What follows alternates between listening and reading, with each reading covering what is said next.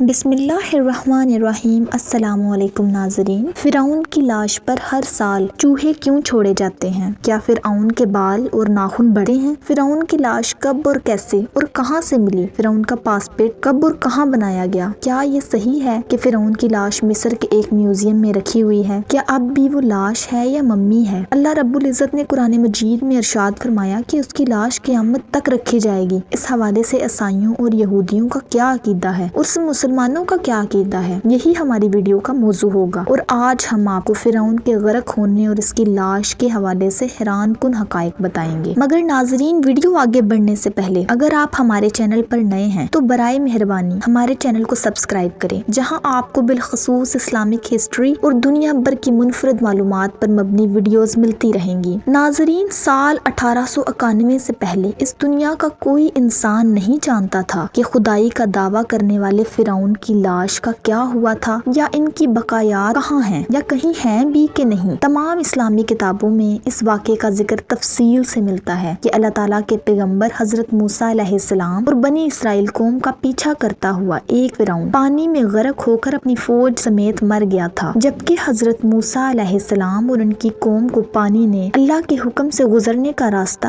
دیا تھا۔ مگر اس کے بعد اس کا کیا ہوا تھا، اس کے بارے میں کسی بھی کتاب میں نہیں لکھا ہوا، مگر قرآن مجید میں اس کے انجام کے بارے میں ایک بہت ہی اچھی بات لکھی گئی تھی جس کی کسی کو سمجھ نہیں تھی۔ قرآن مجید کی سورت یوسف کے آیت نمبر 92 میں اللہ رب العزت نے ارشاد فرمایا، تو آج ہم تیری لاش کو نجات دیں گے تاکہ تو ان کے لیے نشان عبرت ہو جو تیرے بعد ہیں، اور حقیقت یہ ہے کہ بہت سے آدمی ہماری نشانیوں سے غافل ہیں۔ ناظرین، یہ واقعہ آج سے 3500 سال پہلے پیش آیا تھا۔ فرعون کے ڈوب مرنے کے بعد سمندر میں اس کی لاش کو اللہ رب العزت کے حکم سے باہر پھینک دیا، جبکہ باقی لشکر کا کوئی نام و نشان نہ ملا۔ مصریوں میں سے ایک شخص نے ساحل پر پڑی فرعون کی لاش پہچان کر اہل دربار کو بتایا۔ فرعون کی لاش کو محل پہنچایا گیا۔ درباریوں نے مسالے لگا کر اسے بڑی شان اور احترام کے ساتھ تابوت میں رکھ کر محفوظ کر لیا۔ محفوظ کرنے کے عمل کے دوران ان سے ایک غلطی ہو گئی تھی۔ فرعون کیونکہ سمندر میں ڈوب کر مرا تھا اور مرنے کے بعد کچھ عرصے تک پانی میں رہنے کی وجہ سے اس کے جسم پر سمندری نمکیات کی ایک تہ جمی رہ گئی تھی۔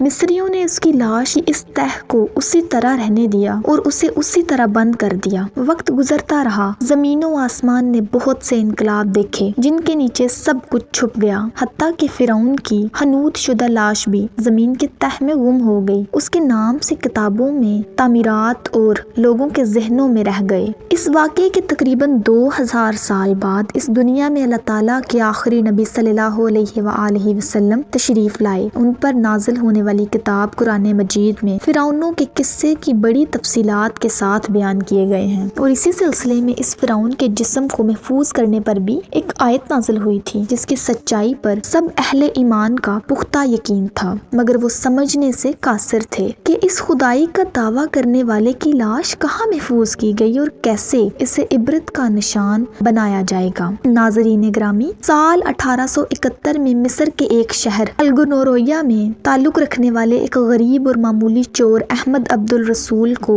ان کو فرعون کی حنوط شدہ لاشوں کی طرف سے دیے جانے والے خفیہ راستے کی رسائی مل گئی۔ ناظرین، احمد عبد الرسول نوادرات چوری کرنے کے لیے ایک دن دریائے نیلم کے کنارے قریب تبسیہ کے مقام پر اسی سلسلے میں پھر رہا تھا جب اسے ایک خفیہ راستے کا پتہ چلا۔ وہاں وہ نوادرات کی چوری کے لیے جگہ کھود رہا تھا کہ اسی دوران کچھ لوگوں نے اس کو پکڑ لیا اور پولیس کے حوالے کر دیا۔ وہ جس جگہ کو کھود رہا تھا وہاں سے ملنے والے راستے کی جب مسلسل کھدائی کی گئی تو سال 1891 کی دوسری ممیوں کے ساتھ ایسی غرق ہونے والی فرعون کی لاش بھی مل گئی۔ اس کے کفن پر سینے کے مقام پر اس کا نام لکھا ہوا تھا۔ ان ممیوں کو ماہرین قاہرہ لے گئے۔ جب ان ممیوں کی تفصیلات سے جائزہ لیا گیا تو فرعون والی ممی پر جمی نمکیات کی تہ سے تصدیق ہو گئی کہ یہ وہی فرعون ہے جسے اللہ رب العزت نے غرق کر کے ہم کنارہ کر دیا تھا۔ ناظرین، یہ واقعہ بہت بڑا ہے۔ آپ کی تصدیق کے لیے دنیا بھر کے ماہرین، آثار قدیمہ اور سائنسدان مصر کی طرف سے جانے لگے۔ مختلف سائنسی ٹیسٹ کرنے کے بعد دنیا بھر کے سائنسدانوں نے تصدیق کر دی کہ دوسری سب لاشوں کی نسبت صرف فرعون کی لاش پر ہی سمندری نمکیات کی تہ جمی ہوئی تھی۔ اس تصدیق کے بعد اسے فرعون کی لاش قرار دے کر عجائب گھر میں محفوظ کر لیا گیا۔ سال 1982 میں ممی خراب ہونے لگی تو اس وقت کی حکومت نے فرانس حکومت کو درخواست کی کہ فرعون کی ممی کو خراب ہونے سے بچایا جائے، جدید سائنسی ذرائع سے اس کی موت کی وجہ معلوم کی جائے۔ مصری اور فرانسیسی حکومت نے مل کر ممی کو فرانس لے جانے کا انتظام کیا اور اس سلسلے میں فرعون کی ممی کو فرانس لے جانے کے لیے فرعون کی ممی یعنی اس کی لاش کا پاسپورٹ بنایا گیا، کیونکہ فرعون کے اندر داخلے کے لیے اس وقت لاش کا پاسپورٹ ہونا بھی ضروری سمجھا جاتا تھا۔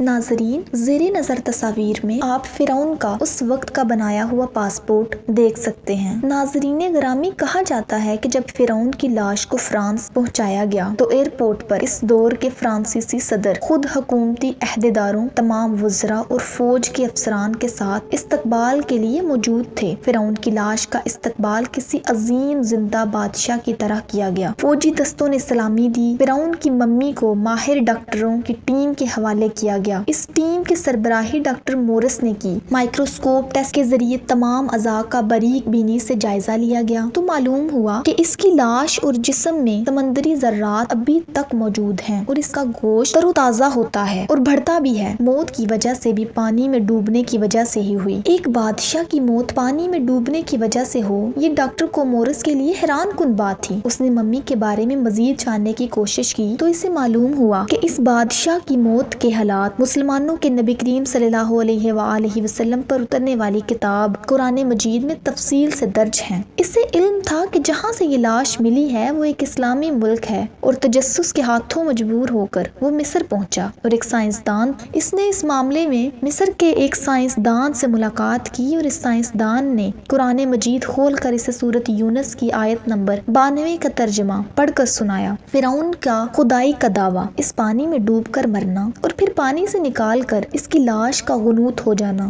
اور پھر دوبارہ اس کی لاش کا ملنا اور پھر اس کی لاش کو جدید سائنسی دور میں دوبارہ محفوظ کیا جانا، سب کا اشارہ ایک ہی جانب تھا اور بہت واضح تھا۔ ناظرین، اللہ تعالیٰ کی شان اور مقام اور مرتبہ ہے کہ اس نے فرعون جس نے خدائی کا دعویٰ کیا اور پروردگار عالم کے مقابلے میں آیا، اس کی لاش کو قیامت کے لیے نشان عبرت بنا دیا۔ فرعون وہ واحد شخص تھا جس کی لاش پر گوشت تر و تازہ ہے، لگتا ہے ابھی بھی ایسا لگتا ہے کہ جس سے اس کو ابھی کسی نے سلایا ہو۔ اس کے بال اور ناخن بڑھتے ہیں، بلکہ اس کی لاش پر گوشت بڑھتا رہتا ہے۔ ہر سال 15 مارچ کو اسی میوزیم میں چوہے رکھے ہوئے ہیں جو کہ اس کی لاش کے اوپر چھوڑ دیے جاتے ہیں اور وہ اس کا بڑا ہوا گوشت کھا جاتے ہیں اور پھر اس کی ڈریسنگ کی جاتی ہے۔ اس کو دوبارہ شیشے میں رکھا جاتا ہے۔ ناظرین، فرعون کی لاش کے بال بالکل صحیح، آنکھیں، ہر چیز بالکل صحیح سلامت، وہ لگتا ہی نہیں کہ 3500 سال پرانی ممی ہے۔ ناظرین، ممی اور لاش میں فرق ہوتا ہے، ایسا لگتا ہے کہ یہ نئی اور تر و تازہ لاش ہے۔ موسیٰ علیہ السلام اور ہمارے آقا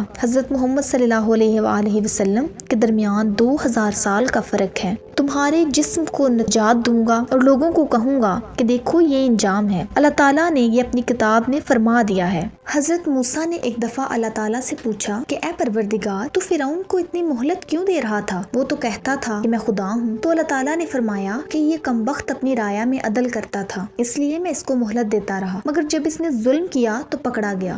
ناظرین، فرعون کی لاش کے حوالے سے عیسائیوں اور یہودیوں کا یہ عقیدہ ہے کہ فرعون پانی میں غرق ہو کر ہلاک نہیں ہوا، بلکہ وہ اس وقت بچ گیا تھا اور بعد میں طبی موت مرا۔ قرآن مجید کی آیات کے مطابق مسلمانوں کا یہ عقیدہ ہے کہ فرعون کو اللہ رب العزت نے پانی میں غرق کر دیا تھا اور قیامت تک اس کی لاش کو نشانہ عبرت بنا دیا۔ ناظرین، فرعون کی ممی نہیں بلکہ لاش ہے۔ فرعون کی لاش ایسے محفوظ کر کے دنیا کے سامنے لا کر رکھ دی گئی کہ انٹرنیٹ کے ایک کلپ پر رسائیوں، جرائد پر، ٹی وی چینل پر اور عجائب گھروں میں اربوں انسانوں کی آنکھوں کے سامنے اس کی قابل درج حالت میں موجود ہے۔ عبرت کے لیے، سوچنے کے لیے کوئی عبادت کی لائق ہے اور ہمیشہ رہنے والا وہی ہے جو سب کا خالق اور رازق مالک ہے۔ ڈاکٹر مورس نے آیات کا ترجمہ سنا تو اسی وقت پکار اٹھے کہ اللہ سچا ہے، قرآن سچا ہے اور اللہ تعالیٰ کے نبی صلی اللہ علیہ وآلہ وسلم سچے ہیں۔ کلمہ پڑھا اور مسلمان ہو گیا۔ ناظرین، اسی امید کے ساتھ اجازت دیجیے، آپ کو ہماری ویڈیو پسند آئی ہو تو ملتے ہیں بہت جلد